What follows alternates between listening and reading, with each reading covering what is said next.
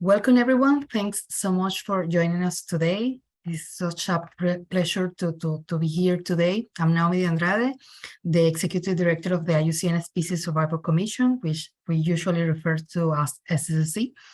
I'm really excited to be here at the Science Summit at the United Nations General Assembly, and especially to have convened this extraordinary panel who will be discussing and showcasing several case studies that have applied the global standards for nature-based solutions within Latin America. So it is an honor and a privilege to have you all. So thanks so much for accepting this invitation. It is important to mention that we are recording this session to make it available online afterwards for those that couldn't attend it today. So with no more preambles, I will pass to Emmanuel Cohen, who will moderate this panel. So Emmanuel, the floor is yours. Thanks so much.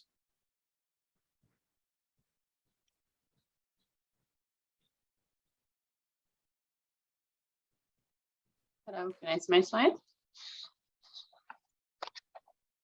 Can you see my slide? Yeah. Hello, good afternoon, everyone. And thank you very much, Naomi and Angela, for initiating this session to showcase good and diverse examples of nature-based solutions in Latin America. My name is Emmanuel Cohen-Shacham, and I'm leading the thematic group on nature-based solutions at the IUCN Commission on Ecosystem Management. So before we'll be sharing those examples, very interesting examples of NBS in Latin America, I would like to provide you with a brief introduction on what nature-based solutions are about by sharing some of the work that IUCN has been developing in the past few years, together with the Commission on Ecosystem Management on nature-based solutions. So as general background, I would like to mention that a lot of the knowledge and the experience that have helped to develop and to shape what nature-based solutions are today within for IUCN really comes from earlier work. And that includes, for instance, the work that was done by the CBD on the ecosystem approach, which really serves as the foundation for our work on nature-based solutions, but also the work that was done, for instance, on ecosystem-based adaptation or ecosystem-based mitigation, ecosystem-based disaster risk reduction, ecosystem services, and so forth. And I would say that it's only in the past 9 years, 8 years or so that the concept has really been defined and developed as such. So since 2016, more or less, there has been a huge surge in interest for nature-based solutions, whether it's in research through the exponential growth and increase in publications on different aspects of nature-based solutions, whether it's in practice with NBS interventions that are being implemented all around the globe, or whether it's in policy that has been become embedded in international policy, being at the center of some of the international discussions, in particular related to climate, to biodiversity, but also at the national level with national policy processes that are being developed in some countries.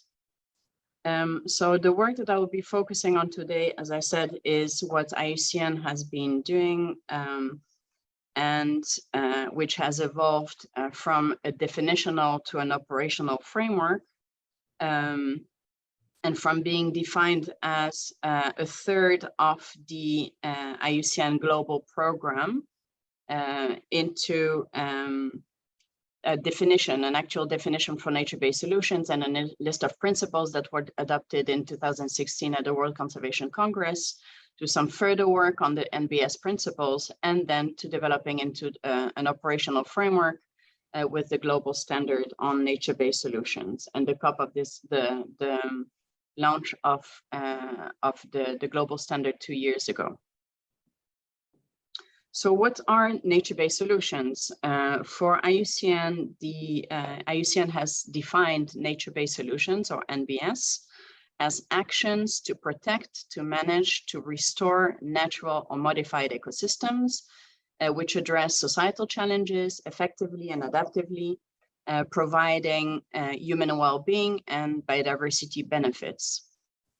So it's a range of actual actions on the ground, not something that is done in the lab, but actual actions on the ground that are using really natural and healthy ecosystems, as well as modified and restored, managed different types of natural processes.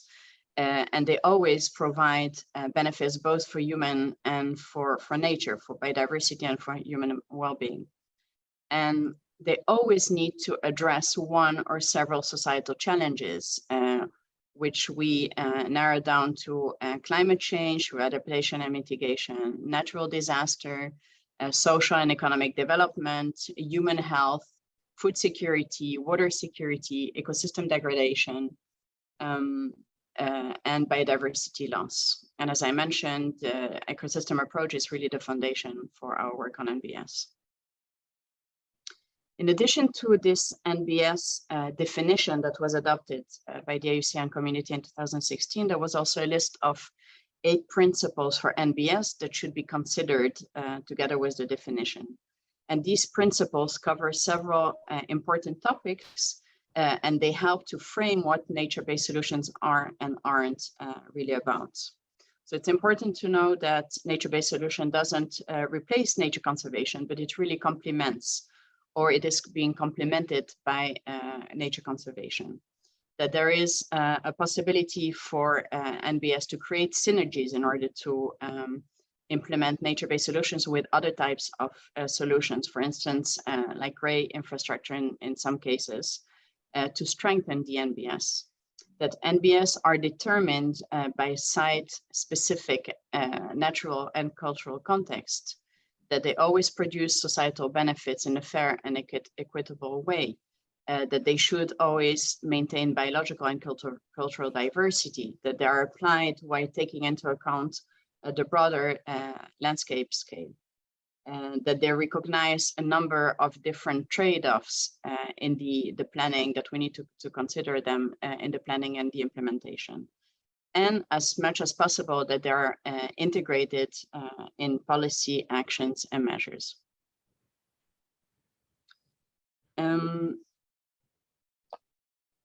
As I mentioned earlier, it is important to know that a lot of the knowledge and the experience that was gathered and developed over the years for different types of concepts have really served to strengthen and to frame the work for nature-based solutions. And to better understand the NBS framework, what we found and its relationship with other types of concepts, we found it useful to both consider nature-based solutions as an umbrella of different types of well-established ecosystem-based and ecosystem approaches, and also to classify all of these different concepts within 5 larger, broader category. So ecosystem protection types of concept, issue-specific ecosystem-related approaches like ecosystem-based adaptation, ecosystem-based disaster risk reduction I mentioned, infrastructure type or related approaches like green infrastructure, ecosystem-based management approaches, and ecosystem restoration approach like forest and landscape restoration, ecological restoration, and so forth. So since we have great examples of nature-based solutions implemented in Latin America, I would just like to briefly illustrate the 2 principles of here through a hypothetical case. And what we have here is a watershed that used to have what human settlements around it, a forest, a healthy coastline with the natural barrier of mangroves and a healthy wetland. But through time, a number of pressures has happened to that area with deforestation, with degradation of the coastal and the inland ecosystems, and a growing city.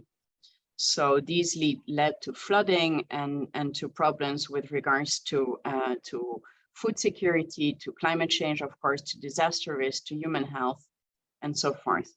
So one option is to implement a large NBS intervention that is incorporated different type of concept like forest landscape restoration, mangrove restoration, green infrastructure in the city, wetland infrastructure. And what we can see here is that there are two concepts that are, two principles that are illustrated. First of all, there is one here, the fact that NBS can be embraced, or that it can be complemented by nature conservation. Here we have a protected area that is nearby that plays an important role in connecting to the overall ecosystem and to help strengthening the forest landscape restoration. And then here we have this constructed wall, which is really synergy with different types of approaches to strengthen the NBS. I would just mention that in our 2016 publications, there are a number of different case studies that were showcased to show how the IUCN framework for nature-based solutions is both well-defined on specific aspects, but also broad enough in order to be adaptable to different ecological, geographical context. So you're welcome to go and see more about those case studies. Now, going back to the framework, the development of the IUCN framework, in order to make sure that the principles that before we moved from the definitional framework to the operational framework that could actually be used and develop a tool that could be used by practitioners to plan, implement, and improve what nature-based solutions and NBS interventions on the ground. It was important that we made sure that nothing was, that we haven't missed anything. So we compared the principles and the definition to different types of principles and definitions in other published framework.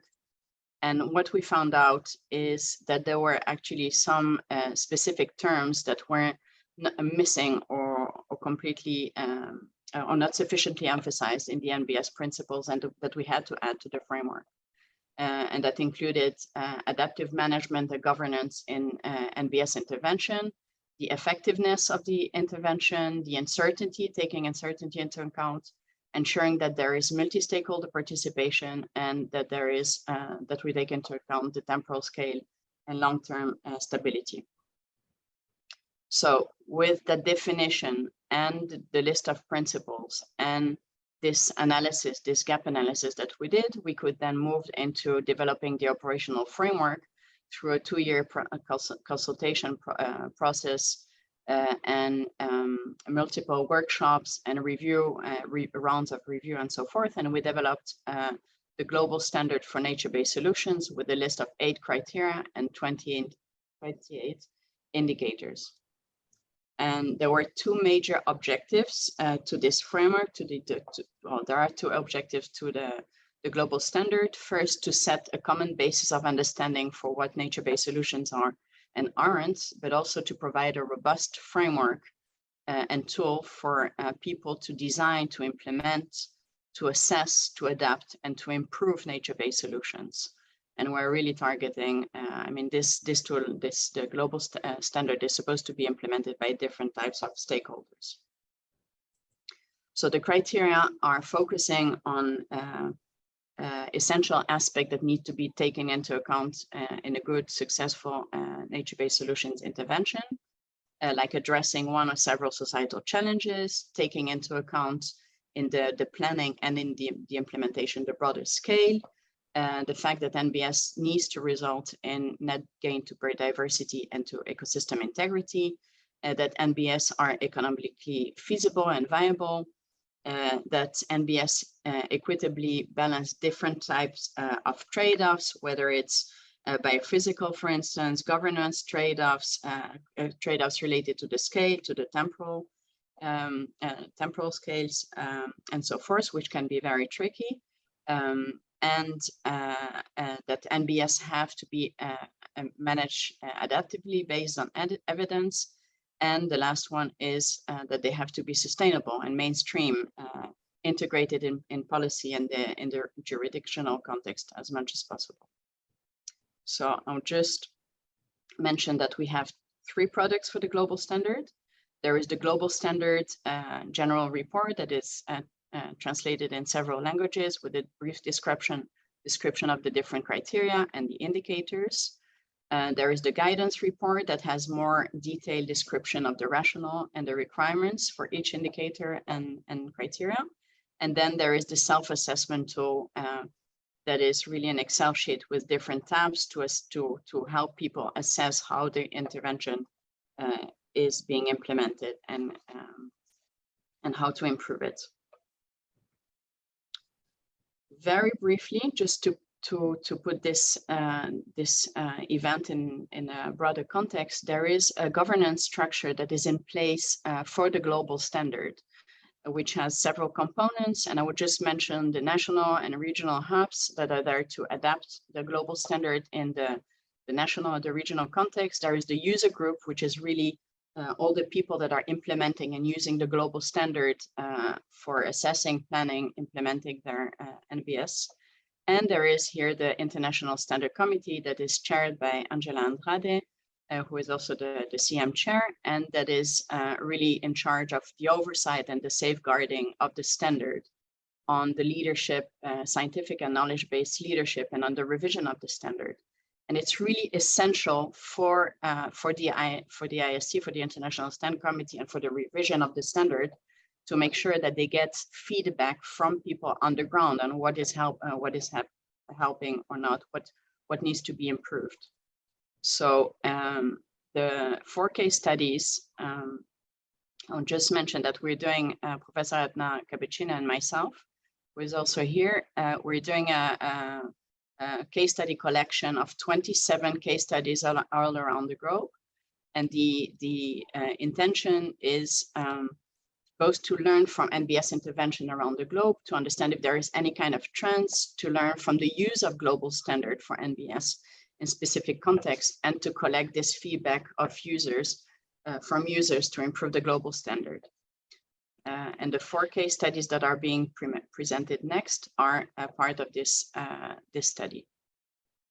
So thank you very much. Here are the references, and please don't hesitate to reach out to Edna or myself for any questions.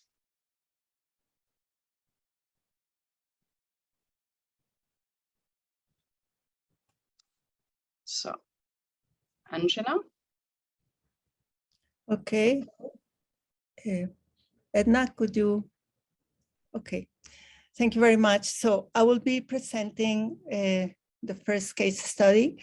Well, my slides are in Spanish, since I understand that most of the audience is from Latin America, but I will be explaining the presentation in English. I want to start by saying that this case study was not specifically developed using the nature-based solutions standard, because the standard, as was mentioned by Emmanuel, it was adopted by IUCN and the Members Assembly 2 years ago in Marseille. And so, and meanwhile, we were working in the development of the criteria and indicators. But we used this case study that was one of the case studies on ecosystem-based adaptation for Colombia. That is an initiative that was developed through 2 GF projects implemented by the Colombian government together with Conservation International, the water facility from Bogota, the National Institute for Environmental Studies, hydrology, meteorology, and environmental studies, and the regional environmental organizations, and of course, the local communities and the municipalities that belong to this territory. The idea of including this case study on ecosystem-based adaptation is because ecosystem-based adaptation, as defined by the Convention on Biological Diversity, is one of the main areas of knowledge that contributed to the development of the IUCN standard. So there are many things that we will see that are completely aligned to the standard, but there are other considerations that may help in the future to have a better understanding and implementation of nature-based solutions. Next one, please. So this work was developed in an area that is, according to the first national communication of the Colombian government to the Climate Change Convention, which highlighted the main areas, the main vulnerable ecosystems and areas of the country. And it highlighted that high mountains, marine areas, and some sectors were the most vulnerable to climate change impacts. So this is why those projects were focused especially in high mountain ecosystems. In Colombia, high mountain ecosystems are located above 2,740 meters above sea level. And it covers about 3.7% of the national territory. But this area is extremely important because provide most of the ecosystem services that, especially water provision to 70% of the national population. And also around 48% of this territory is under protected areas, but is highly vulnerable to water provision for the population, for agriculture, for hydropower energy.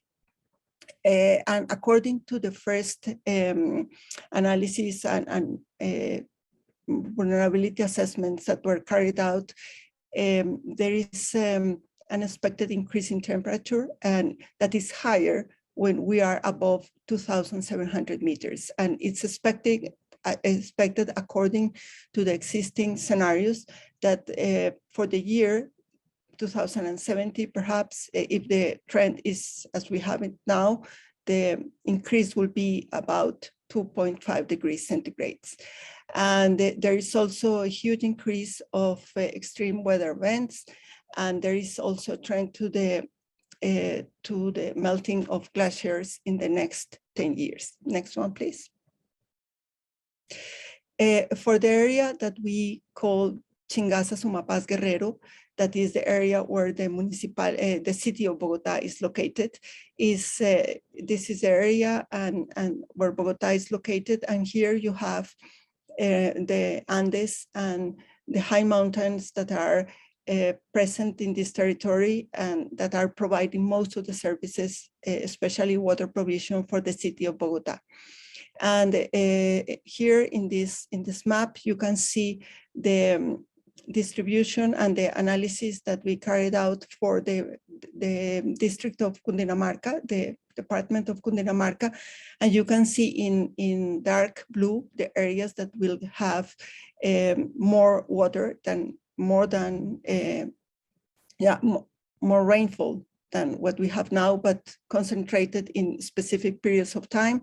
And what we have here in brown are the areas that will have a decrease in rainfall. So this may affect the water provision, but more than that, the water regulation for the city of Bogota and the surrounding municipalities. The next one, please. So based on this, the two main projects that the Colombian government implemented through the GF, whereas the first one that it was one of the very first projects on climate under the window of climate change adaptation under the GF, that was to support the Colombian government in the definition of pilot measures to address climate change impacts. And so those were focused on high mountains, but also in the area of human health, specifically related to malaria and dengue.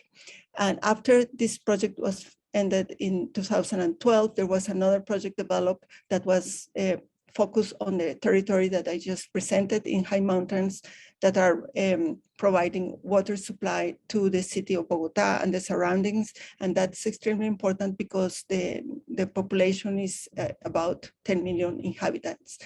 And this project had two main areas of interest. The first one was more about the provision of knowledge. So we work in the development of vulnerability assessments and increasing the knowledge on the climate change scenarios for using the R5 and R6 models coming from the climate change the International Panel on Climate Change.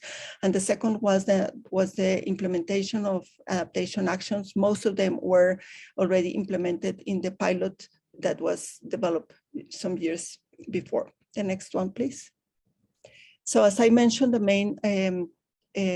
the conceptual framework was given by the ecosystem-based adaptation, that is the use of biodiversity and ecosystem services to help people to reduce the adverse impacts of climate change and build resilience of communities and ecosystems. And together with what is also called community-based adaptation, that is where communities are the leaders of their own process, and they are also empowered to increase adaptive capacity and reduce the impacts of climate change. So the adaptation actions work and were strengthened in this one were related, the first one to restoration, rehabilitation, and of ecological process to reduce the impacts of climate change and improve water regulation. This is also important to consider that this area is surrounded by several national parks. So most of these territories where the project was implemented correspond to buffer zones. The second component or adaptation measures were focus on adapting existing productive systems to reduce the impact of climate change and water regulation. So it was more about implementing agroecological practices, regenerative agriculture, and similar practices in the region, to promote the efficient use of water, to develop marketing options, and also address the full value chain for all the products that were developed in the area, and to strengthen the governance of the communities. And at the end, of course, the connection with the policy work. Next one, please. So here you can see what we got after the implementation of the work. It was more focused on restoration, rehabilitation, also in some areas, and you can see the process starting with the restoration process, and where all the communities were completely involved, and they were the ones who established and oriented the process in the region. The next one, please. Also, the ecological restoration to reduce the impacts for water regulation and biodiversity. So the idea here was more focused on creating areas for restoration. So you can see all the spots here where the restoration actions started. Also, the eradication of invasive species and creating specific refuges for mammals, and also giving the possibility to birds to come back to this territory, just to provide a few examples. Next one, please. And also a resilience assessment of several farms was carried out. So here we identified the main threats and the main areas that needed to be further developed with the participation of the communities. They were the ones who decided and identified the critical areas and identify also the options for improving their livelihoods. The next one, please. And also some examples about the efficient use of water in the region. The next one, please. So, and regarding policy, this was a very important outcome of the project, because the idea was to identify what we call the adaptive ecological structure for more than 12 municipalities, and this is something that is a bit aligned with the concept of green infrastructure, but it refers more to the area that needs to be maintained or restored in order to guarantee the provision of those ecosystem services.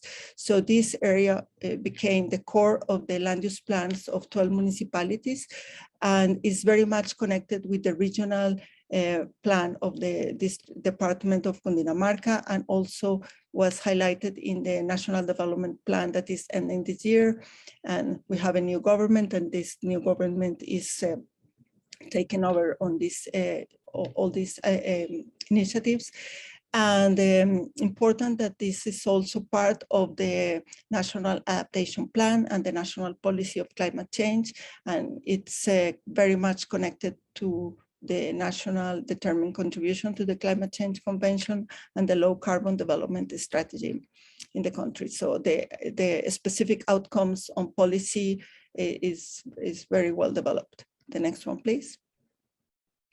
So when applying the standard that Emmanuel presented and the self-assessment tool, we use all the indicators.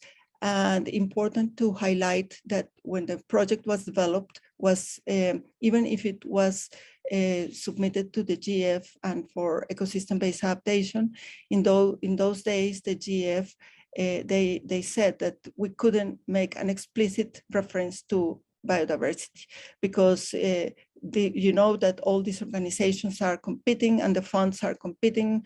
So we were not allowed to make a specific reference to that. So this is why some of the outcomes on biodiversity were not strong enough, but most of the outcomes were related to biodiversity at ecosystem level, not really at species level. So the monitoring process was not really comprehensive, and we managed to do quite a lot. And the area that was not really well covered in our view is the one that is more focused on economic analysis or fulfilling all the requirements for the cost effectiveness and economic assessment due to the lack of information, and that was one of the main reasons for not having that one. But for the rest, I can say that all the criteria and indicators were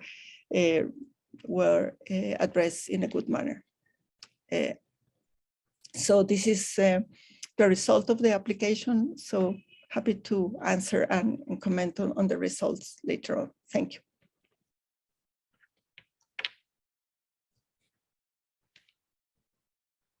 Great, thank you so much, Angela, for this wonderful case study. Manuela, you're next, please. Yes, I am. So good afternoon. I am happy to share with you our collective work. The title of our presentation is The Role of Wetland in Drylands of North Patagonia, Argentina, under extensive grazing management. My name is Manuela Fernandez, and I work at CONICET, main government agency on science and technology in Argentina, and INTA is the National Institute of Agriculture and Technology. Next, please. In northern Patagonia, the natural environment is natural grassland, the famous Patagonian steppe. Next, please.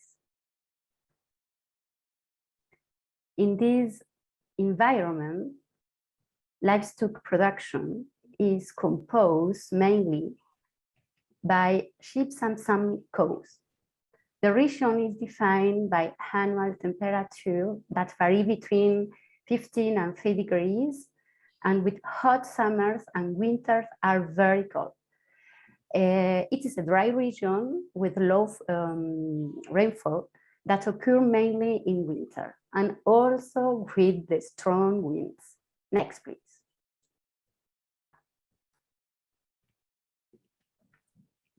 In the area are wetlands, namely locally Machines.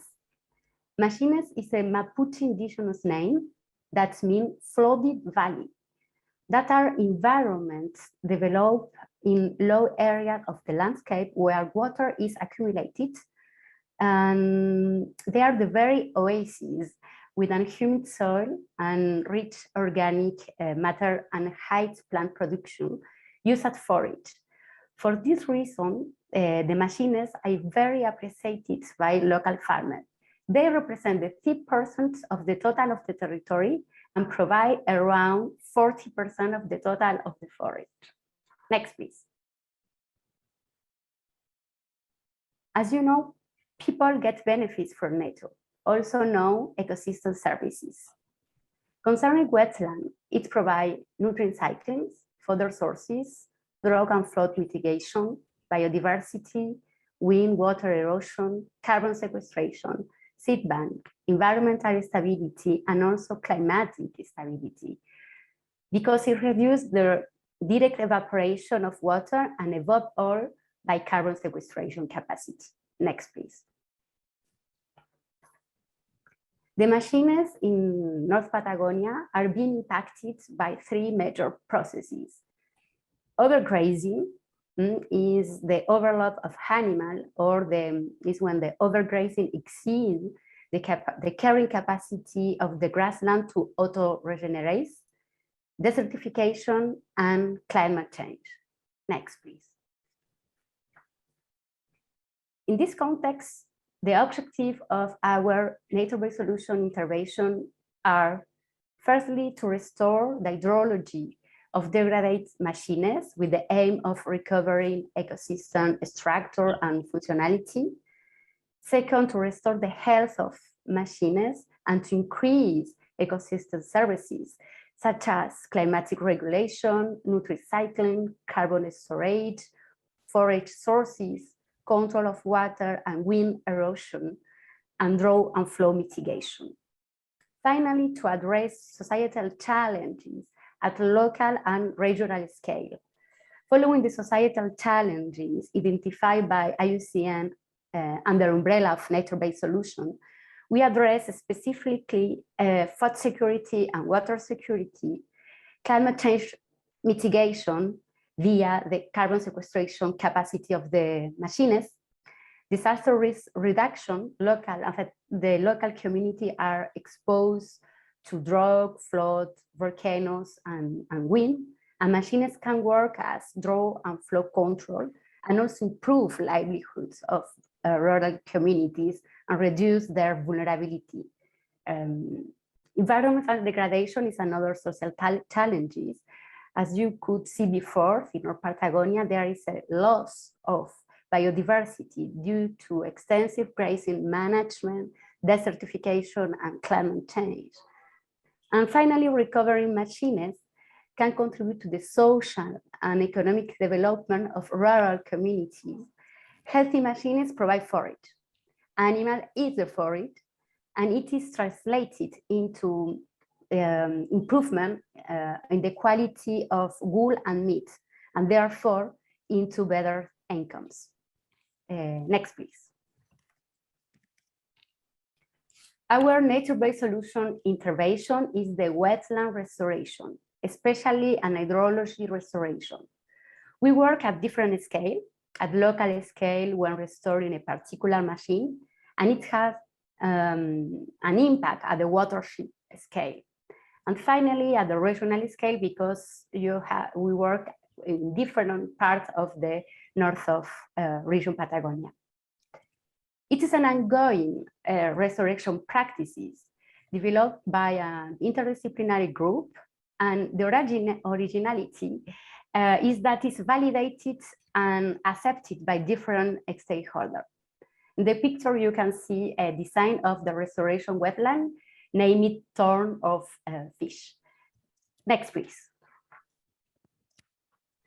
As I said before, our restoration initiative is an opening and participatory process where several actors are involved: scientists, technicians, academic people, we from INTA, CONICET, and University of Comahue, local farmers and native indigenous communities, Mapuches.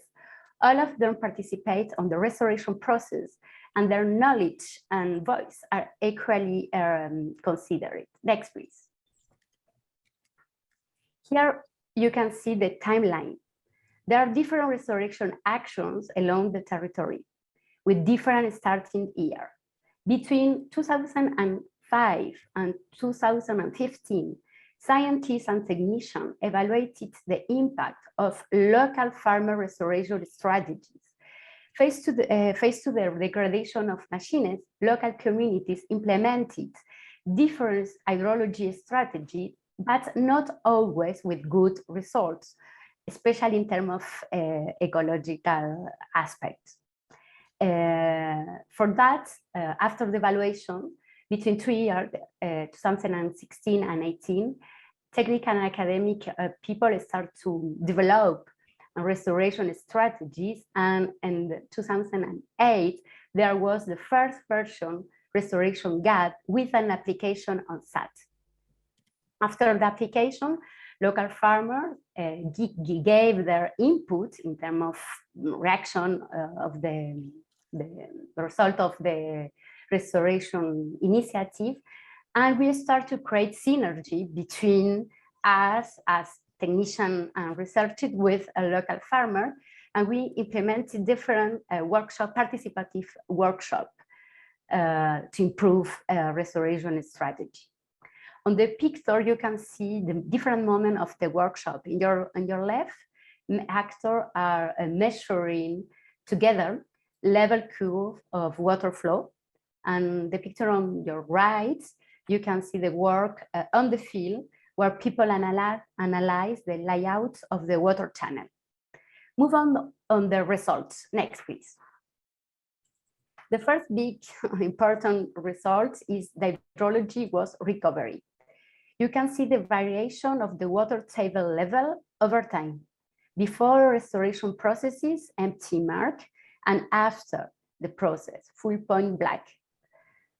So firstly, water security was improved at the local level, at the machine restoration. And in the second time, water security was improved at the watershed level. Next, please. This led to an increase in the primary production of plant forage. On the figure, you can observe the responses of environmental parameters to the restoration practices. Part E in your left, the figure shows the aerial net primary production forage. Figure B shows soil organic matter in 3 sites, comparing restored and non-restored machine. Next, please. In addition, carbon sequestration was improved. You can see how a human and healthy machine can store more carbon than a messy machine where water is less. Next, please. Also, restored machine contributes to the soil forming.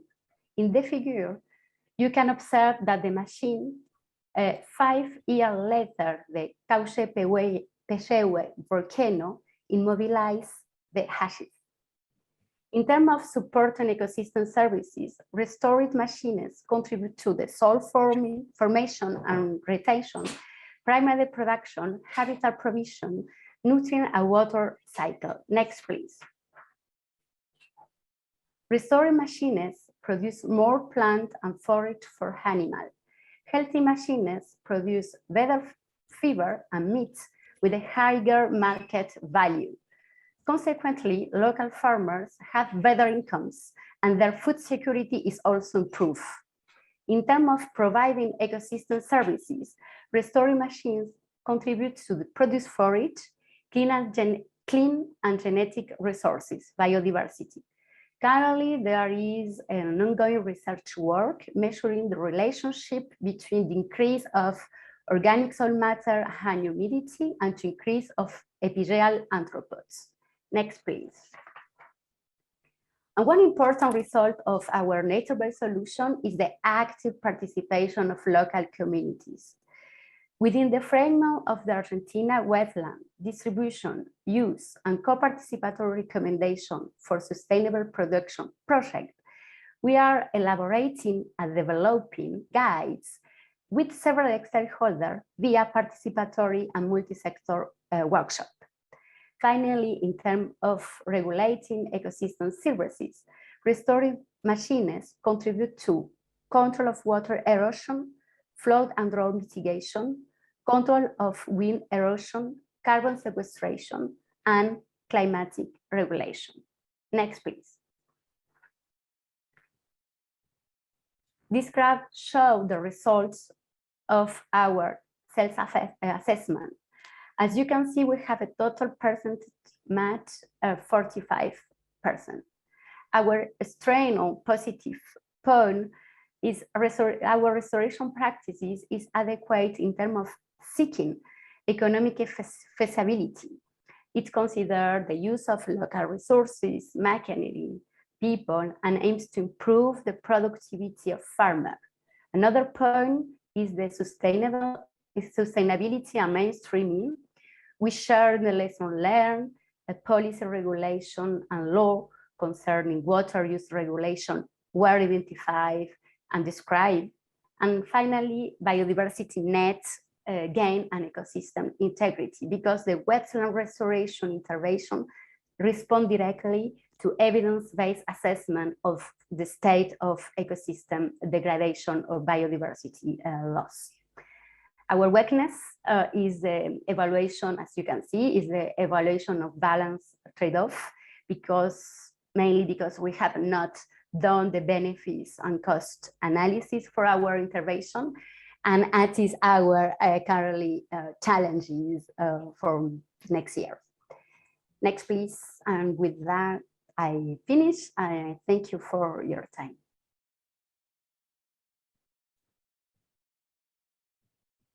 Thank you very much, Manuel, for this excellent presentation. So next, we will invite Ruth Bennett to present another case study. Thank you very much. Thank you very much. My name is Ruth Bennett. I'm a research ecologist at the Smithsonian National Zoo and Conservation Biology Institute in Washington, D.C. I'm part of the Migratory Bird Center specifically, and our mission is to understand, conserve, and champion the grand phenomenon of bird migration. And today I'll be talking about a program launched by the Smithsonian Conservation Biology Institute called Bird-Friendly Coffee. And specifically for our nature-based solution, we'll be talking about building bird-friendly coffee landscapes in Colombia and Peru.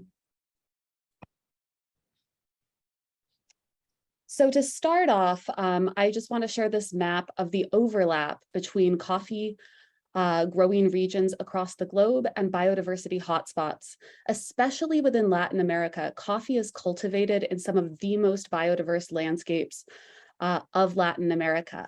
And specifically for our Colombian case study and our Peruvian case study, those areas of overlap are very tight. And coffee can, in the best of cases, really support biodiversity, and in the worst of cases, leave no room for plants, birds, or the ecosystem services, which really drive the overall sustainability of these landscapes. So I use this image here in presentations with kids all the time, asking them which of these different coffee farming systems that they think have more birds. And I always say that you don't need to be a scientist to know that the full sun monoculture here on the left, really intensified production, is going to have less space for biodiversity and wildlife than a diversified agroforestry system, such as the one that we see here on the right. And our research here at the Smithsonian really shows that this is the case. This graph here shows values of bird species that are found in different types of coffee farming systems in Peru. And we found that in full sun monoculture, where it's really just coffee bushes cultivated intensively, you can have about 61 bird species that live in and around those farms. But in what we call bird-friendly shade-grown coffee, such as the system here on the right, you can have up to 243 different species of birds that live in that agricultural habitat type. So diverse and tall shade trees are very strongly correlated with biodiversity of coffee farming systems and can support up to 4 times more birds than sun coffee, such as the system on the left. And this is really important knowledge when we think about the state of birds currently. Our center has shown, in collaboration with other research institutes, that 3 billion birds have been lost from North America since 1970, and the vast majority of those birds are migratory. Shade coffee farms are also an important overwintering habitat for these migratory birds. And as shade coffee is converted from diversified agroforestry to sun, there is a corresponding loss of bird diversity, and especially migratory bird diversity, with that transition. So in the year 2000, the Smithsonian launched a gold standard certification to identify what types of coffee farming practices best conserve birds, and then provide market-based incentives for producers to meet that habitat threshold. Our current criteria require that farms are 100% organic and 100% diverse shade farms to qualify for this certification. We have shown through over 20 years of research that farms that meet the bird-friendly certification standard have better outcomes for birds, but also other types of wildlife and associated ecosystem services. And this is a graph of what the bird-friendly certification value proposition is. So we start here on the left with the identification of high-quality habitat for birds. Then we train third-party auditors to go onto these coffee farms and verify that indeed that habitat does exist. At that point, the value proposition moves to consumers. And this value proposition doesn't work if consumers are unaware of the bird-friendly certification and do not actively select it. We found that in countries where coffee is exported, consumers that value wildlife, value environmental conservation are far more likely to pay more money for bird-friendly certified coffee. And that awareness and demand then facilitates market access for these producers with the certification to get higher price premiums, access to specialty markets, better and more stable relationships with buyers, which then incentivizes the retention of that habitat for birds. However, as we've evaluated this value proposition, there are some challenges with it and some things that we would like to improve. On the habitat side, our certification currently only looks at the farm level, but we know for most types of biodiversity, the composition of the landscape is really what drives biodiversity. Many species, because we're talking about birds, of forest specialist birds, understory insectivores, large-bodied fruit-eating birds, only exist in large blocks of forest. And so the overall biodiversity of the coffee landscape may have less to do with the habitat on the coffee farm and much more to do with the amount of retained forest on the landscape. On the consumer awareness side, we also know that we struggle to maintain consumer awareness and demand for bird-friendly coffee. And that means that not all producers with the certification are successfully accessing price premiums and specialty markets. In order to strengthen this incentive, our program is committed to raising consumer awareness of this certification, this type of farming system, and providing more opportunities to purchase this coffee. For the nature-based solution that we evaluated for the IUCN study, there were several challenges we specifically sought to address. First, the challenge that biodiversity depends on landscape composition, but certifications such as bird-friendly and incentives through price premiums tend to happen at the farm scale. Second, the incentives that our program is providing to conserve tall shade trees, a diverse shade tree canopy, and 40% canopy cover may be misaligned with landowner or industry funding priorities. Those often seek to simplify coffee farming systems, but may be well aligned with setting aside forest off the farm. So finding ways to realign what our certification is promoting and trying to create market incentives for with what landowners, producers want to do, seek to do, and what industry is often funding them to do is a more effective way to ensure retention of high quality habitat. Additionally, local policies, governmental policies, and coffee farming extension services often do not support the biodiversity conservation farming practices that this certification promotes. So there as well, we seek to better align our recommendations with local policies and local extension services because it's much more likely to be successfully adopted in those cases. So to conduct this work, we've set up a new study in 6 different sites in Panama, Colombia, and Villarrica. In these sites, we are seeking to integrate landscape compositions and forest thresholds into the bird-friendly certification standard. So we really want to use research at these sites to move beyond a farm standard to recommendations that conserve biodiversity in the landscapes. We also want to identify and promote the individual tree species with the greatest co-benefits to birds and biodiversity and coffee producers. Currently, our certification offers global recommendations and a global assessment if farmers meet or do not meet the standard. However, we know that in individual landscapes, individual tree species, different native tree species may play a different role in biodiversity conservation. So we really want to tailor our recommendations to locally relevant tree species and biodiversity responses. Additionally, we seek to co-develop solutions to reduce barriers to adoption of bird-friendly farming practices with producers and industry. And finally, we seek to strengthen incentives to adopt and retain these bird-friendly practices.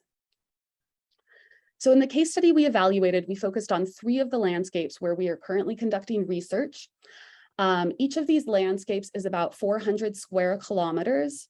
And in each one, we have conducted 8 replicas of bird surveys on 450 points and bird foraging observations, fruit phenology observations, and insect abundance observations on 110 different tree species that are commonly found in and around coffee farms. We also conducted interviews with 1,000 coffee producers, 30 workshops, and several focal groups to tailor our questions that we're asking producers and start to determine what tree species are providing best benefits for farmers, what tree species are currently the most protected and promoted in the landscape, and then to identify what types of conservation activities farmers are willing to adopt and what they require to adopt those actions. And I just want to mention that this case study is very much ongoing. We're currently in the 2nd year of the research, and we expect to continue working in these landscapes for a minimum of 2 more years, but really we would like to invest permanently to move beyond the research stage where we are right now to implementation of the co-developed conservation solutions. So I'll just mention some of the preliminary results that we've been finding. We have been able to analyze some of the bird diversity data we've collected and test it to determine how our current bird-friendly shade-grown standard compares to different landscape compositions of forest, sun-grown coffee, and shade coffee. And we are finding that in comparison to our simple shade standard at the farm level, retaining blocks of forest that are at least 20% of a landscape, and a landscape is defined in this study as 25 to 400 hectares of land. So a landscape that's relevant to a large coffee farmer or a coffee cooperative, that retaining 25% of that as forest without any trees on the coffee area is actually better for forest-dependent species than our current standard. Other types of species, however, open area specialists and habitat generalists do better in the shade coffee itself. So we are using these results to simulate different landscape compositions to create optimal scenarios for forest cover, shade coffee, and other types of land uses that farmers have already selected and are already conducting. We've also arrived at some preliminary results for which tree species are providing the best benefits to birds. This is a series of trees we evaluated in Villarrica, Peru. And I just want to point out that here on the left, Inga saltensis, one of the very common coffee shade trees, has twice the insect abundance in its leaves than any other shade tree. And that is very strongly correlated with support for insectivorous birds. So these types of results can allow us to make specific recommendations to coffee farmers and also local municipalities that are funding tree planting and restoration, so that the trees selected in those studies are the ones that will create the greatest food resources for the greatest number of insects and corresponding wildlife that eats them, really driving biodiversity from the bottom. I'll also mention that the tree species with the lowest bird diversity and lowest insect diversity is Pinus tecumani, which is an introduced pine species from Central America. This species has been heavily promoted by national reforestation efforts. It is a timber species, but it is not native to the area. And these results show that in not being native, it does not support a robust native insect community and has very little value for biodiversity. So we're able to use these results and plan to expand the analysis to include fruit and fruit-eating birds to really tailor recommendations and tree planting projects in the future to the species that will provide the greatest value to birds and hopefully the farmers that choose to retain them on their lands. This is just an example of some of the ways that we're communicating that information. We've created posters specific to each landscape with the local names and some of the leaves of the top trees that provide the best resources to the local bird community via fruits, insects, and nitrogen fixation, which is a very important service to coffee farms. Just a couple of results I want to highlight from our producer interviews. Each landscape had very different types of actions that farmers or producers were willing to adopt. In Cundinamarca, that community had very high willingness to embark on forest conservation efforts that required collaboration between neighbors. That was the only landscape we evaluated where that type of opportunity existed. The other two landscapes, farmers were much more interested in individual projects on the land that they manage, and that really will help us tailor any landscape level conservation projects that come out of this. In Santander, while farmers are most interested in working on land that they own and manage, that site had the greatest willingness to increase shade diversity on the farm. So that's also something that benefits birds, but different types of birds. But if there's no opportunity or interest in landscape level forest projects, then we obviously won't recommend those. Villarrica was the site with the greatest willingness to set aside personal land for reforestation, and each landscape had different incentives that producers requested to carry out this work. We are working with the major coffee industries in these landscapes to explore opportunities for coffee industry to fund this type of work for the industry groups to meet their objectives for carbon sequestration and carbon insetting. And here's just some photos of the types of workshops we've conducted, posters we've created to share these practices with producers. And we also, because we'd like this to be a full landscape project, are training teachers and local students in the benefits that birds have for coffee as well. Finally, just very briefly, in our assessment of the nature-based solution, we find that biodiversity net gains is the aspect in which this project performs the most strongly. That's not surprising because it was designed for biodiversity, and adaptive management is where we really struggle. The bird-friendly standard has not evolved for the 20 years that it's been in existence, and we are using the results actually of this self-assessment to change our approach moving forward. So in our next steps, we'll be actually forming local working groups with all of the major landscape stakeholders, including coffee producers, but also the major industry groups, municipal governments, national governments, and environmental NGOs, and together with them conducting spatial analyses that integrate all of our data, watershed data, social and economic data, forest and biodiversity data, to create risk assessments and opportunity assessments. And then we seek to tailor these to each landscape with a conservation plan that is co-developed with that working group that really identifies where the major opportunities are spatially explicit for conservation. And this information will be integrated into our bird-friendly standard moving forward. We will have new thresholds that incentivize forest protection, and then ultimately we will seek to fund and implement these co-designed conservation plans at the landscape level. So that's it from me. Thanks very much. And I'd just like to thank our funders, the Knobloch Family Foundation, Disney Conservation Fund, Nespresso, and Smithsonian Working Lands and Seascapes. Thank you so much, Ruth, for another excellent case study, very different from the past ones that we've heard about. Thank you so much. So for our last case study presentation, please, Claudia, you have the floor.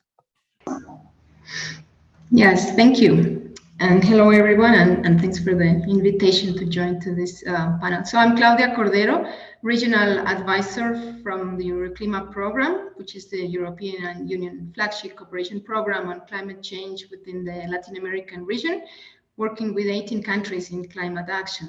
And the German cooperation, the GIZ, is one of the agencies that implements Euroclima, and it's supporting the resilient food production sector by providing grants for the execution of projects like the one I will share with you today. So next slide, please. So the project is about the Andean resilience, is to strengthen small-scale agricultural production areas that are vulnerable to climate change in the highlands of Ecuador and Peru. And today I'm only going to refer to the nature-based solution experience in Ecuador. And this was an intervention of 2.5 years implemented by the NGO ACRA and the local partners like the provincial governments of Tungurahua, Cotopaxi, and Cañar, and the fund for Tungurahua for the management of paramos and fight against poverty. And the idea was to improve the value chains of milk, minor species, livestock, and family agriculture to support the conservation of the ecosystem services of the Andean paramo, and to increase the climate resilience of the indigenous communities living there. And this project was not designed as a nature-based solution itself, like the first case. However, with the global standard, we use it to help us understand the approach, the benefits, the structure. So we indeed identified it as a nature-based solution. Next slide, please. Yeah, so in Ecuador, the paramo is an ecosystem that is a source of fresh water. Its main ecological function is water regulation. It collects water from rain, fog, and glacial runoff. So many cities in the country receive their domestic water supply from the paramo, right? And peasant and indigenous communities live there and depend on it, not only for the water provision, but also for their livelihoods, right? And this generates pressure to this ecosystem, pressures like to expand the agricultural frontier. There is deforestation, overgrazing, unsustainable agricultural activities. Soils are degrading and undermining the water quality. Plus, the effects of climate change have impacted agricultural production, reducing the variety, the productivity of crops, and of course, with consequences on livelihoods and food insecurity. So there is a high risk for the integrity of the ecosystem. And this was like the challenges identified, and therefore, well, the objective of the project was to strengthen these value chains, as I mentioned, milk, minor species, and agroecological production, family production, increasing the resilience of these smallholder farmers, supporting the conservation of the ecosystem. Next slide, please. So the activities included trainings, for example, to the Association of Producers on agroecological production and good agricultural practices for small-scale farming. This is sustainable use of water, soil, waste management. Also, there were trainings trying to strengthen the organizations, like the associations of producers, like with better organization, they could access to funds, equipment, opportunities for transformation their products and add value to take them to the market and generate more income, right? Also, silvopastoral systems were implemented, the diversification of agricultural production with the delivery of seeds or fruit, or like fruit trees, and including activities like elaborating their composting with these biofertilizers by the same producers. Local and climate change adaptation plans were also included in integrating the gender approach. They were validated with the governments, with the local governments, and for these trainings were also held with different stakeholders to strengthen these institutional capacities to develop these plans in these agricultural or agri-food value chains. And this meant that it was needed to do this vulnerability assessment the value chains that were implemented to identify these climate risks and also these respective measures, right, with this gender approach. And the integration of the climate change adaptation approach in these paramo management plans, for example, in the Tungurahua Fund, to finance these agricultural and livestock projects by training these public and private sectors and also the constituents of the Tungurahua Fund on climate change issues, and also the requirements for formulating these climate projects were also part of the capacity developed approach in the project. And yes, finally, this systematization and replication of sustainable practices. Besides the publications, the trainings, one interesting result, for example, was this multi-stakeholder roundtable with these diverse organizations at a local level, provincial level. And this roundtable was on circular economy. So people were discussing proposals or what future actions they could do for circular economy. And this shows already how these regions are fundamentally prioritizing this balance of ecosystem conservations and benefits for human well-being and biodiversity, which in the future, hopefully this will lead us also to, to approach to a net zero food system strategies, in the long term. Next slide, please. So the project had very interesting results. For example, it was clear that there were consolidated agreements. It's clear for the stakeholders that it is needed to improve these agricultural practices in the lowlands, adapting to climate change while conserving this paramo ecosystem in the highlands. And regarding this agroecological production, it was about 2,000 smallholder farmers, mostly women, who were applying these good agricultural practices for the resilience of these value chains, which led to the products in markets and income diversification, even a change of diets, because new products were available in the communities, in the local markets. And regarding the institutional strengthening, which is a very important part when you have these agreements established and these good practices already happening in the farms, then you need to integrate this into these institutional platforms or type of planning systems for the local governments. So around 6 local plans for climate change adaptation with the gender approach were elaborated together with this multi-stakeholder participation, and validated by these local governments, trying to establish them into in public investment and provide the implementation for these local plans for the producers associations. And for the sustainability, well, this in the case of the fund of Tungurahua, these paramos management plans, which are planning tools, already include this climate change adaptation and approach, aiming to improve the livelihoods of these indigenous communities that are committed with these shared responsibility agreements that protect the ecosystem. And next slide, please. So we have here the results of our self-assessed assessment with the global standard. As I mentioned, we use it to improve the understanding of the nature-based solution concept, to foster these interventions with more accountability processes, and to look for scaling up the initiatives in the agricultural sector.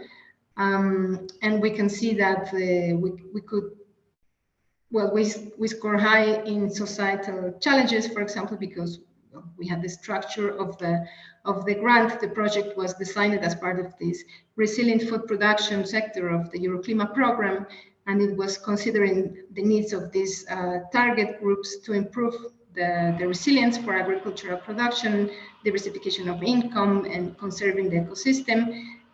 It was done in partnership also with these diverse stakeholders at local levels, regional levels also, And it was based on previous experience of this NGO ACRA, as I mentioned, who worked before in the same location. So there was an existing network already that facilitated this communication, this engagement with the target group, making sure these societal challenges were addressed and guaranteeing also the participation of the local and indigenous communities. Also, the design and scale, the adaptive management, sustainability, mainstreaming also are kind of scoring high because of this structure provided by this grant agreement. However, we score kind of low in the economic feasibility, also because the project did not elaborate a systematic cost effectiveness study. As I mentioned, this intervention was designed considering previous experiences in the area and supporting the already ongoing interventions of the main stakeholders, like this Tungurahua Fund for the management of the Paramos, for example. And also another low indicator or criteria would be the balance trade-off, for example, because the costs and benefits identified have not been used to inform safeguard, for example, or corrective actions, right? Next slide, please. That's, yeah, just a picture to give you an overview of the landscape, the people, and the area we were working on. Yeah, that's all. Thank you. Thank you very much, Claudia. And thank you very much to all the speakers for this excellent presentation and showcasing nature-based solutions intervention in the region, in the Latin America region. So we will now go into a small Q&A session with some questions that will be posing to the different speakers. And then I would like to invite the audience, if you have any specific question you would like to ask the speakers, please don't hesitate to post it on the chat. We'll use the 5 last minutes to address these. So since we finished the last presentation with the assessment of the global standard, well, I would like to ask maybe Ruth or Angela, maybe based on your assessment of the NBS global standard, what did you feel that were the strengths and weaknesses that you could identify in your intervention? And also, how did you feel that using or implementing the global standard could really contribute to the intervention, maybe in the future or currently, and how it is being implemented? Thank you. Angela? Thank you, Emmanuel. Well, I would say that the most important factors to positive, let's say, experiences that we had were the active involvement of community members and community organizations with a gender perspective in the design, implementation of all the adaptation measures. It was really the key for the success of the intervention. Also, we had very clear communication to the project participants regarding the objectives, the process of implementation, expected results. So a good communication strategy through all the process is essential. So I would like to highlight both as some of the most important, let's say, strengths. And that was visible, or I think one example is that considering the period of the COVID, the project had to stop during that period, but then people, they continue with their own work. So I think the empowerment of the local communities is really very, very important, because it's the only way for them to continue on their own. And that's what we expect that will happen in the future, because one of the let's say weakness that we have is that these projects are implemented during a certain period of time, and we cannot rely on grants or projects to continue. So I think empowering local communities is essential. But of course, in the future, we need to increase the support from the regional authorities and the national government to develop all the enabling conditions that are needed to guarantee the permanence in the long term. Yeah, and I'll say from my perspective, as we went through the NBS self-evaluation, it became clear that most of the monitoring and evaluation within the bird-friendly coffee certification and also in the landscapes we're working in South America currently has happened in a very haphazard way. When the certification was first launched, did not have a monitoring and evaluation plan to assess farmer happiness with the certification, price premiums that they were receiving, what percentage of farms are receiving direct economic benefits, what percent are not. And those are things that were specifically called out in the self-assessment. So as we went through that process, it became clear that we've recently been doing a lot of assessment, but it's because we didn't have a good sense of opportunities to scale up to landscape scales. We didn't have a good understanding, a holistic understanding of what percentage of the bird-friendly supply chain was receiving direct economic benefits. And so we've started that evaluation process, and we are now putting procedures in place within our certification so that happens on a yearly basis, and those data are going to be comparable to data from previous years. So I thought that was actually an excellent thing for our program to self-identify. The other weakness that we found within the project we're implementing in Latin America is that the focus was first on the biodiversity research, then on integrating community perspectives. And had we started with focal groups and interviews and like a robust working group of all of the landscape stakeholders, we would have probably picked different questions to focus on, different tree species to study, but we did it backwards. And so then we're left in the second year of the project trying to pivot to incorporate excellent perspectives that we did not have the first year. So I think as we continue to conduct research moving forward, we will probably start first for all projects in the future with local working groups, focal groups, and from that place start to build the research questions that we pursue so that they are the most relevant to local community members. And as a result of that, we've identified formation of working groups and funding working group time to come together and work with us through the spatial analyses and the data analyses processes as our next step for this upcoming year. And I think that's something that will really increase the relevance of the results of this study, not just for coffee producers, but for multiple landscape level stakeholders.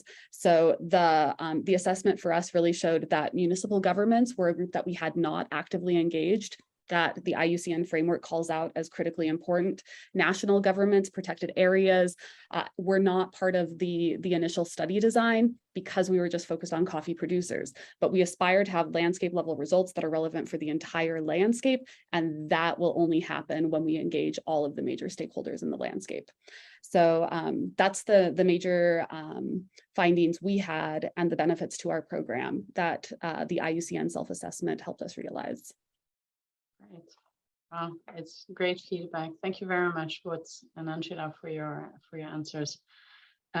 Maybe Manuela, a question for you that is also related to, well, the involvement of different communities and stakeholders, communication with the different stakeholders, multi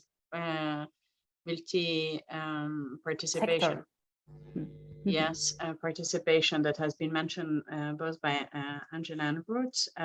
I would like to know how well were the indigenous people, the local communities involved in the implementation and the planning of the NBS intervention, and how well was their knowledge incorporated in the planning and the implementation of the intervention. This is a point that is very important in the global standard for a nature-based solution. Thank you.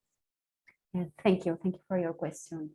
Yes, the workshops were held in various intervention areas where local communities and indigenous people normally live together.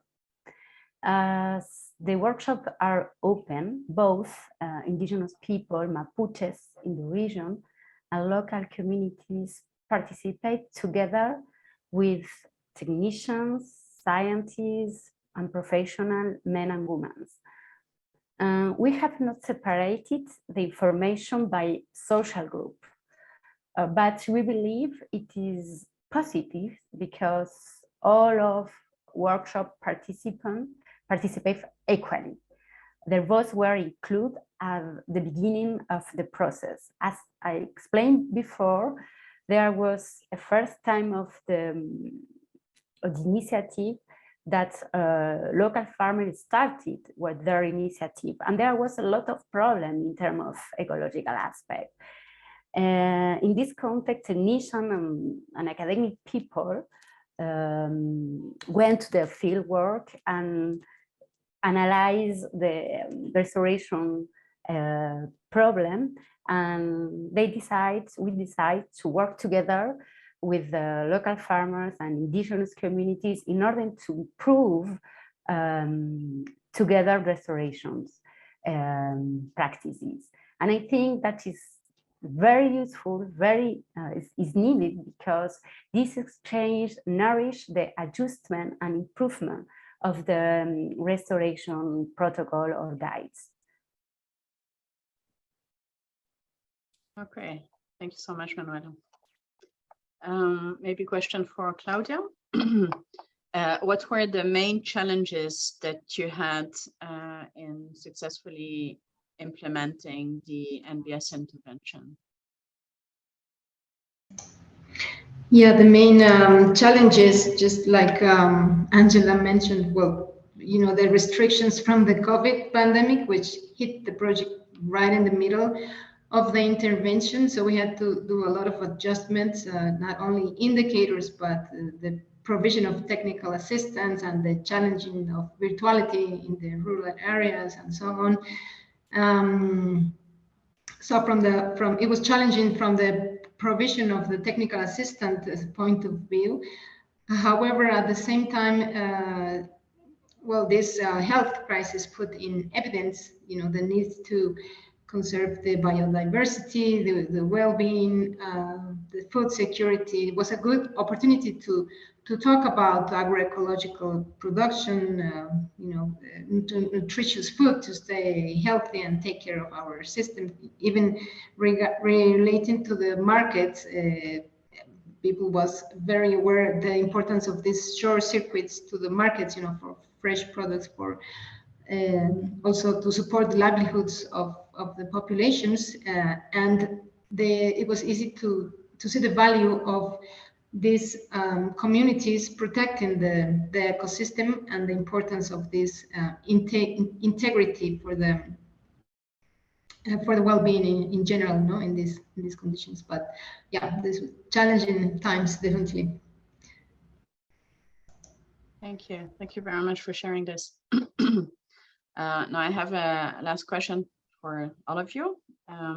What main lessons did you feel that you learned, either from negative experiences that you would like to ensure that you address in the future, in future implementation of NBS intervention, or the opposite, from positive experiences maybe that you want to ensure are implemented to have successful NBS intervention in the future? We'll start with Angela. Thank you. Well, I would say that since this project started, as I explained, years before the standard was adopted, I think that in the future, the baselines should be more robust and really reflect a socio-ecological process and the connection with biodiversity. I think even if in our case that it was a climate change adaptation project, we had a very good support and very good vulnerability assessments based on climate models.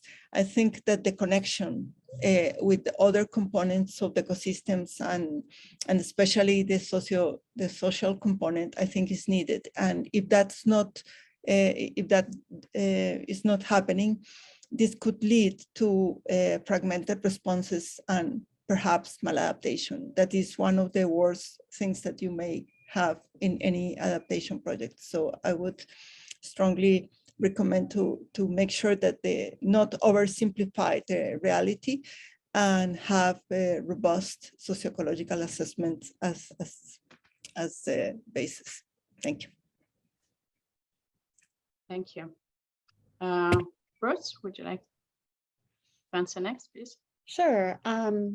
So from my perspective, I'd say on the positive side, because I talked last time about, you know, the weaknesses perhaps of our program that were revealed through this assessment. But on the positive side, I'd say co-developing biodiversity conservation solutions with local landowners and at the landscape scale has really excellent opportunity and potential to increase adoption. So the bird-friendly certification standard, when it launched, was a global standard with a one-size-fits-all solution. And we're finding that by creating research that really highlights how biodiversity responds within a landscape, we're able to provide much better recommendations about individual trees that can be propagated in a landscape that really resonate with local producers' understanding of individual tree species and with their own current uses of those tree species. And we're able to better find ways that take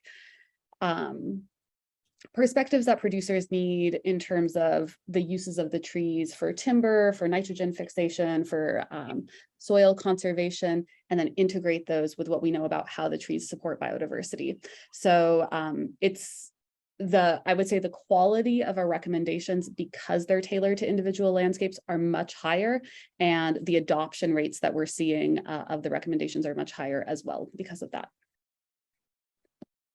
Okay, thank you. Manuela, would you like to answer? Yes, it's important to consider that our nature-based solution intervention as an opening process.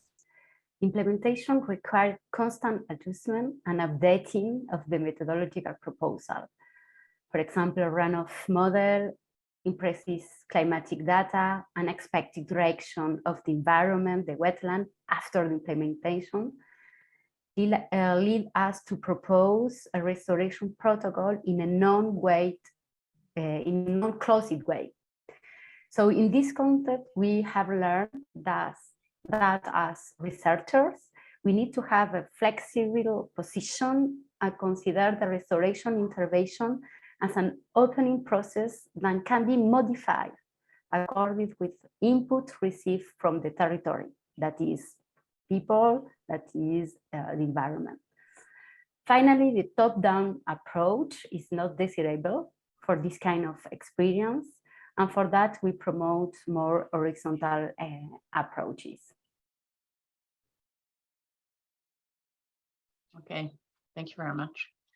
Claudia, please. Yeah, well, in our case, the engagement of the producers, the community leaders, the local and national governments participating, and the representatives of the waterfronts, the Tungurahua waterfront, for example, that I mentioned, it was a very important aspect for the success of the intervention. So this public-private communitarian management model, it's very relevant to implement strategies supporting this resiliency of the agri-food value chains, this sustainability focus. Based on this experience, I believe that for future designs of nature-based solutions, interventions in the agricultural sector, it is key to get into more details of the economic feasibility criteria,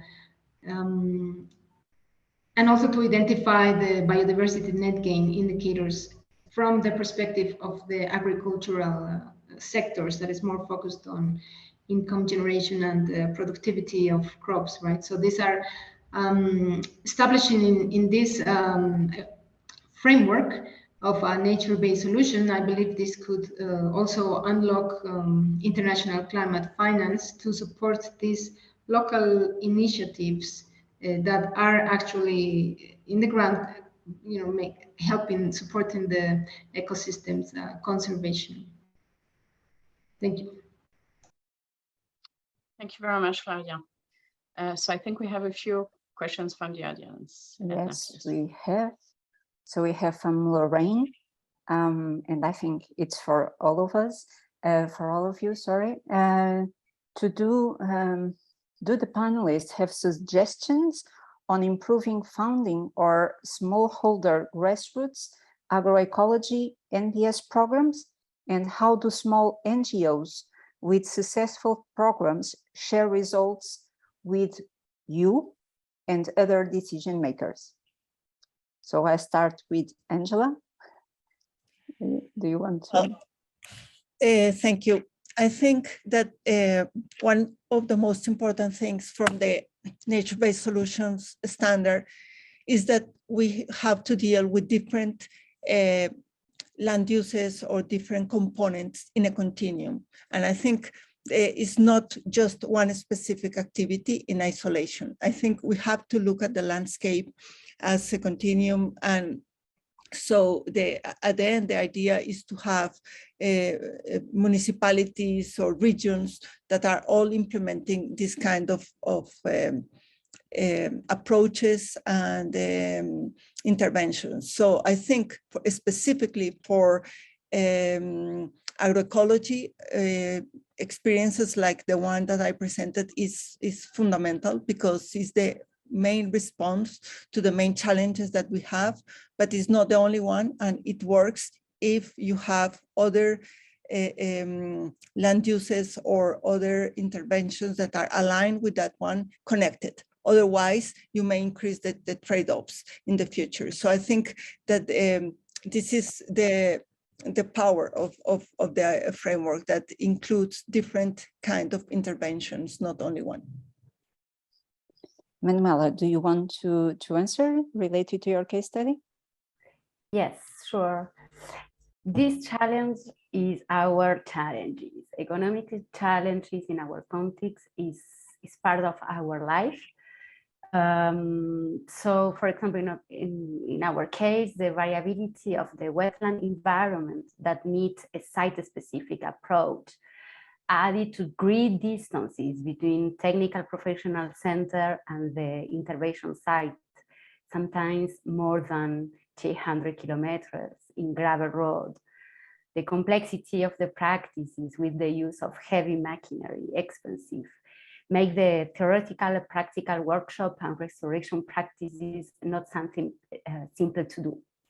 So normally we mobilize small funds from research projects, but also contribution from cooperative and local farmer or local centers that are interested in their work being applied and disseminated in the area.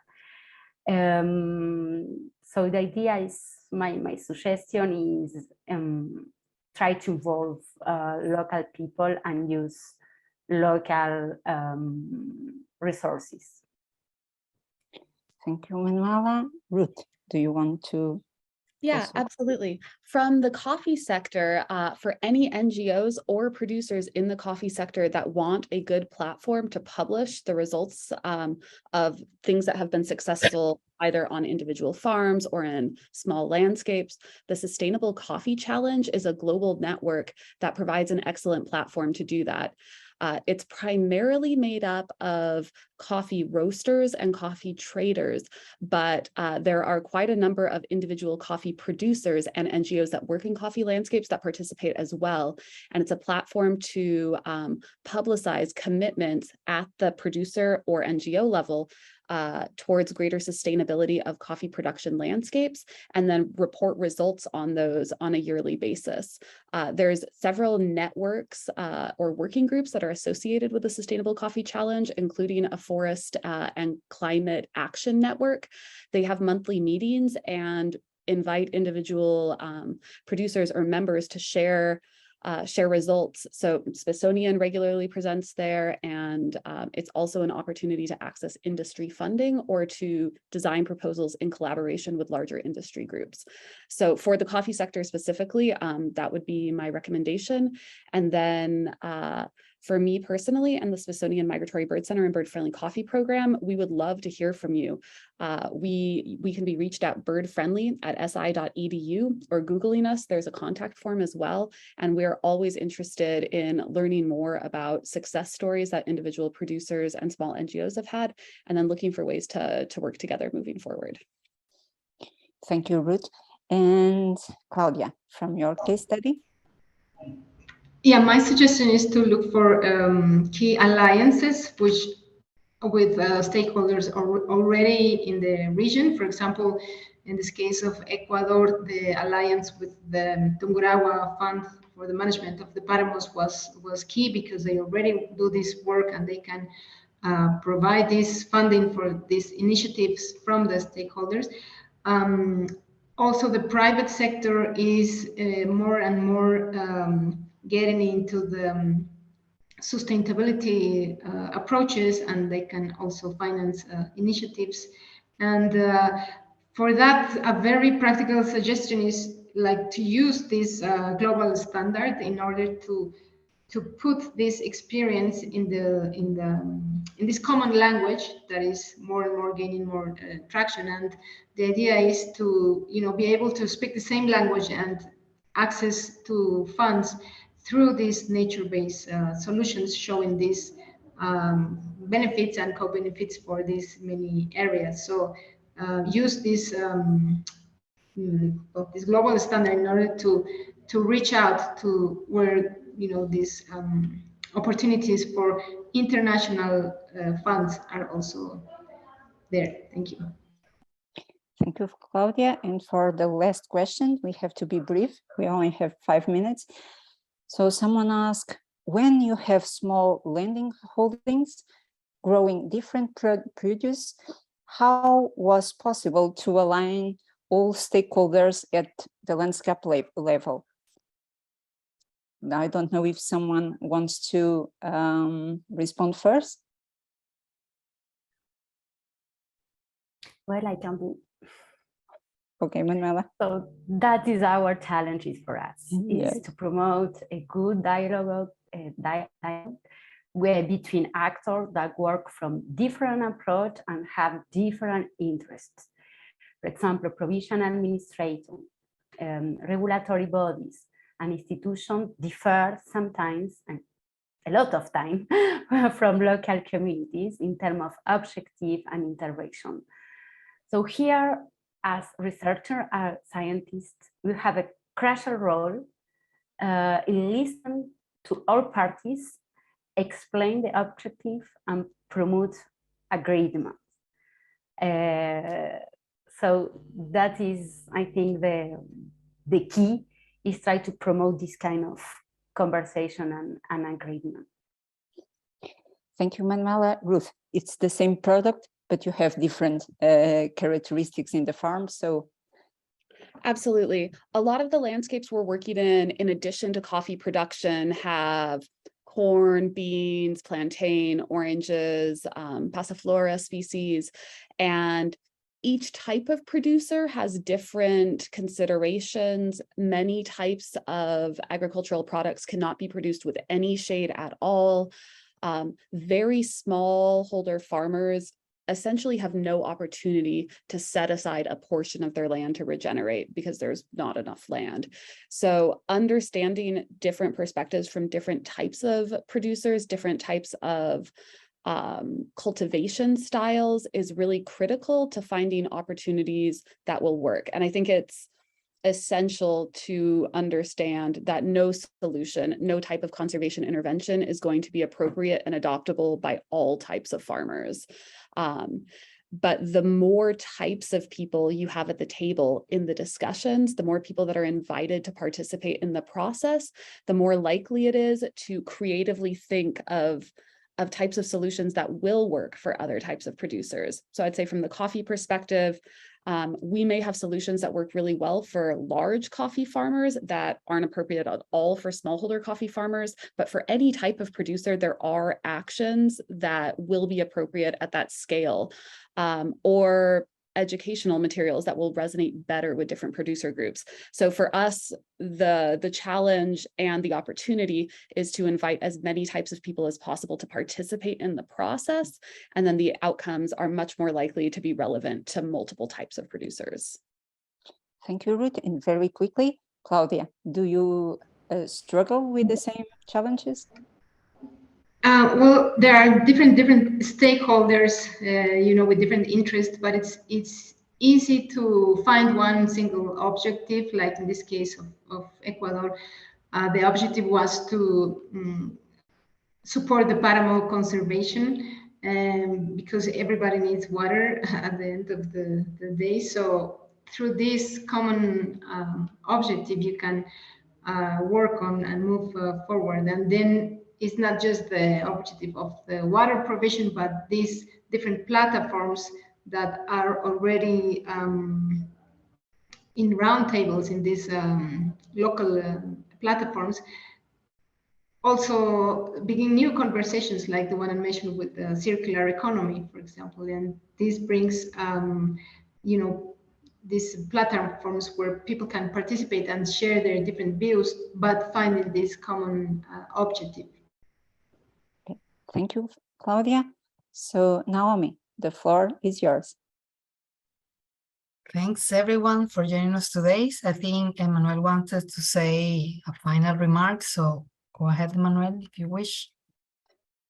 Yes, I just wanted to thank all the speakers, and I'm super excited about this study on the global standard. I'm really excited about, Edna and myself, I think I can talk on your behalf about learning about all these case studies all around the globe, implemented in completely different context. And for anyone interested in learning more about experiences, not only in the Latin America region, but throughout the globe, will be, I hope, finalizing this study by the end of this year. So please reach out to us and check the space of the Commission on Ecosystem Management at AUCN. Thank you very much, everyone. Thank you very much, Naomi. Thank you. Thank you, panelists and attendees. Bye-bye.